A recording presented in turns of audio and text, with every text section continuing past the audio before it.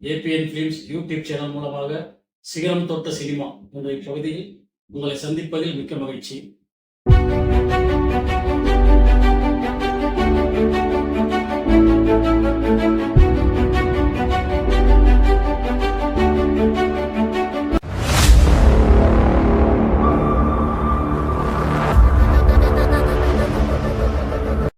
இன்றைய சிகரம் தொட்ட சினிமாவில் நாம் பார்த்து தெரிந்து கொள்ள போகின்ற திரைப்படம் என்னன்னு பார்த்தீங்கன்னா உயர்ந்த மனிதன்.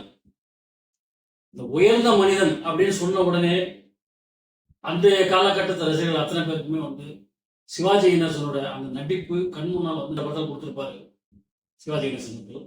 இந்த படத்தை கிருஷ்ணன் பஞ்சி அவர்கள் கதை திரைக்கதை வசனம் இயக்கி இருக்கிறார்கள். ஏவிஎம் பிக்சர்ஸ் மூலமாக மெய்யப்ப செட்டியாரும் சரவணன் குகன் போன்றவர்களும் சேர்ந்து இந்த படத்தை தயாரித்திருக்கிறார்கள். எம்.எஸ். விஸ்வநாதன் இசையமைத்து எல்லா பாடல்களையும் கவிஞர் வாலி அவர்கள் எழுதியிருக்கின்றார். இந்த படத்தில் வர எல்லா பாட்டும் மிக சிறப்பாக இருக்கும். இந்த படத்தில் நடிகர்கள் அப்படின்னு பார்த்தீங்கன்னா ஒரு பெரிய பட்டியலே போடலாம்.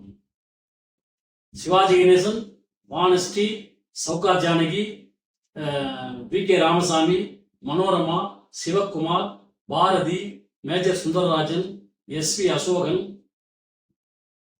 இப்படி பெரிய பட்டியலே போடலாம். அவ்வளோ நடிகர்கள் இந்த படத்தில் நடிச்சிருக்கிறாங்க. இந்த படத்தோட கதைக்களம் அப்படின்னு சொல்லிட்டு என்னன்னு பார்த்தீங்கன்னாக்கா, ராமதாஸ் மிகப்பெரிய செல்வந்தர், பண்ணையாரு, ஜமீன்தார், இந்த ஜமீன்தார் பரம்பரை சேர்ந்தோம். அவருடைய ஒரே மகன் சிவாஜி கணேசன். சிவாஜி கணேசனுக்கு அப்பா பயங்கரமான கண்டிப்புல வளர்த்துருப்பாரு. அப்பா பார்த்தாலே பயம். அப்பா என்ன சொன்னாரோ அதை கேட்கக்கூடிய தன்மை படுத்துறதுதான் மீறி எதையுமே செய்ய முடியாது. அவரை பார்த்தாலே அவரை பயந்துதான் சின்ன வயசுல இருந்து வளர்ந்துருப்பாரு. இப்படிப்பட்டவருக்கு ஊட்டிக்கு அவங்க எஸ்டேட்டுக்கு போறாரு. அவருடைய நண்பர் மேஜர் சுந்தரராஜன், அவர் அவங்க வீட்டில் கார் டிரைவரா வேலை செஞ்சிருப்பாரு. அவங்க 2 பேரும் சேர்ந்து ஊட்டிக்கு போறாங்க. அவருக்கு கூடவே அவருடைய டாக்டரான நண்பர் அசோகன் அவர் சேர்த்து போறாரு. 3 பேரும் ஊட்டிக்கு போறாங்க. ஊட்டிக்கு போன இடத்துல வானஸ்ரீயை பார்க்கறாரு சிவாஜி கணேசன். 2 பேரும் காதலிக்கிறாங்க.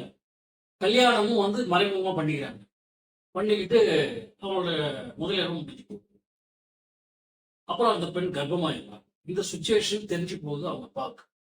அதனால என்ன பண்ணிடுறாரு, இந்த வானஸ்ரீயோட வீட்டை பொறுத்து சொல்லி அவங்க வீட்டில் இருக்கிறவங்களோட சேர்த்து வச்சு அப்படிங்கிறாரு. சிவாஜி வெளியில போயிட்டு வரும்போது பார்த்தா அந்த வீடு எரிஞ்சு போயிருக்கணும். மனைவி இறந்துட்டாங்க, ரொம்ப சோகமாயிருக்காரு. அப்புறம் ராமதாஸ் தன்னுடைய மகனை கௌரவத்துக்காக திருமணம் செஞ்சாகணும், நம்ம ஜமீன் பரம்பரையை காப்பாற்றி ஆகணும்னு சொல்லிட்டு ஒரு பணக்காரனுக்கு சௌகா ஜானகி கல்யாணம் பண்ணிட்டாரு. ஆனா இவங்க 2 பேருக்கும் குழந்தையே இல்லாம போறாங்க. ஆனால் அந்த தீயில வானஸ்ரீ சாகல. அதுல தப்பிச்சு அவங்க அண்ணா வீட்டுல தங்கி இருந்து குழந்தையை பெற்று இறந்தாங்க. சமையல் வேலைக்கு அப்பாவுக்கும் பிள்ளைக்குமான அந்த உணர்வு பூர்வமான காட்சிகளை மிக அற்புதமாக காட்டியிருப்பார்கள். கடைசியில சிவகுமார் தான் தன்னுடைய பையன் அப்படிங்கிறது தெரிஞ்ச போது மனைவி கிட்டே சொல்லியிருந்தாரு. அவங்களும் அவங்களை ஏத்துக்கிறாங்க. எல்லாருமே சேர்ந்து அவங்க பையனா ஏற்றுக்கிட்டு அவன் காதலிக்கிற கார் டிரைவரோட பொண்ணான பாரதியை கல்யாணம் பண்ணிச்சு. இப்படியாக இந்த கதை கிளம்பி இதுல சிவகுமாருக்கு இப்படிப்பட்ட ஒரு கதாபாத்திரம்னாக்கா, அவங்க அம்மா ஒரு வார்த்தை சொல்லியிருப்பாங்க, எப்படிப்பட்ட சூழ்நிலையிலும் நீ போய் பேசக்கூடாது, உண்மையை மட்டும்தான் பேசணும். இதனால உனக்கு எத்தனையோ சோதனைகள், அதையெல்லாம் நீ தாங்கிக்கணும். சோதனை வந்துருச்சுங்கிறதுக்காக நீ போய் பேச அப்படின்னு சொல்லியிருப்பாங்க. அதை கரெக்டா கடைபிடிப்பாரு. அம்மா போய் பேசக்கூடாதுன்னு சொன்னாங்க வார்த்தை எழுதி அம்மா போட்டோ வச்சிருப்பாரு. அந்த போட்டோ தான் சிவாஜி கணேசன் பார்த்ததுக்கப்புறம் தெரிஞ்சவும் இவர் தன்னுடைய மகன் தான் அப்படிங்கிறது.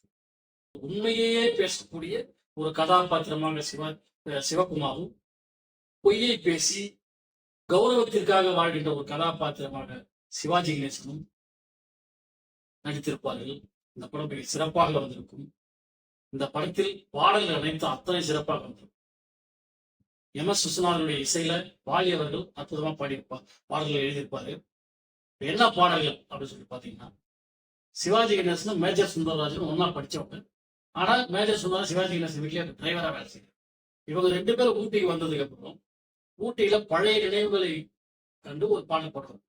அந்த நாள் ஞாபகம் நெஞ்சிலே வந்ததே, நண்பனே நண்பனே நண்பனே அப்படின்னு பாத்தீங்கன்னாக்கா, சிவாஜி கணேசன் வாணிஸ்டிக்கும் கல்யாணம் ஆனதுக்கு அப்புறம் ஃபர்ஸ்ட் நைட் வரும்போது அதுல ஒரு பாட்டு வச்சிருக்கோம். வெள்ளி கிண்ணம் தான் தங்க கைகளில் அப்படின்னு ஒரு பாட்டு. அந்த பாடல் மிகப்பெரிய வெற்றி பாடலாக அமைந்தது. அதுக்கப்புறம் பார்த்தா சிவகுமாருக்கும் பாரதிக்கும் ஒரு பாடல் வச்சிருப்பாங்க. என் கேள்விக்கென்ன பதில், என் கேள்விக்கென்ன பதில், பூமாலைக்கென்ன பொருள் அப்படின்னு ஒரு பாடல். அந்த பாடலும் பெரிய ஹிட். ஓரம் கட்டும் அளவிற்கு வானஸ்ரீயை அறிமுகப்படுத்தும் காட்சியாக அமைக்கப்பட்டு அதற்கென்று ஒரு பாடல் வைத்திருப்பாங்க. அந்த பாடல் எல்லா பாடல்களுக்கும் மேன்மையான பாடலாக, மிக சிறப்பான பாடலாக அமைந்தது. வானஸ்ரீயின் அறிமுக பாடலாக இந்த பாடல் இருக்கும். இதை எஸ் ஜானகி அவர்கள் பாடியிருப்பார்கள். மிக சிறந்த ஒரு பாடல். நாளை இந்த வேலை பார்த்து ஓடி வாடிலா. இந்த பாடல் மிக சிறப்பான பாடலாக அந்த படத்தில் அமைந்திருக்கும். அந்த பாடல் அவ்வளோ ரசிப்புத்தன்மையோடு இருக்கும். இப்படி கதையாலும் நடிப்பாலும் வசனங்களாலும் படம் மிக சிறப்பாக உருவாகி இருக்கும். நகைச்சுவை காட்சிகளும் அற்புதமாக இருக்கும். இப்படி சிறப்பான அனைத்து பகுதிகளையும் அற்புதமாக எடுத்து 1968ஆம் ஆண்டு வெளியாகி மாபெரும் வெற்றி படமாக திரையிட்ட அனைத்து திரையரங்கிலும் 150 நாட்களுக்கு மேல் ஓடி மிக பெரும் வெற்றி படமாக தன்னை பதிவு செய்து கொண்ட சிறந்த திரைப்படம் தான் உயர்ந்த மனிதன் என்று கூறி விடைபெறுகிறேன். நன்றி, வணக்கம்.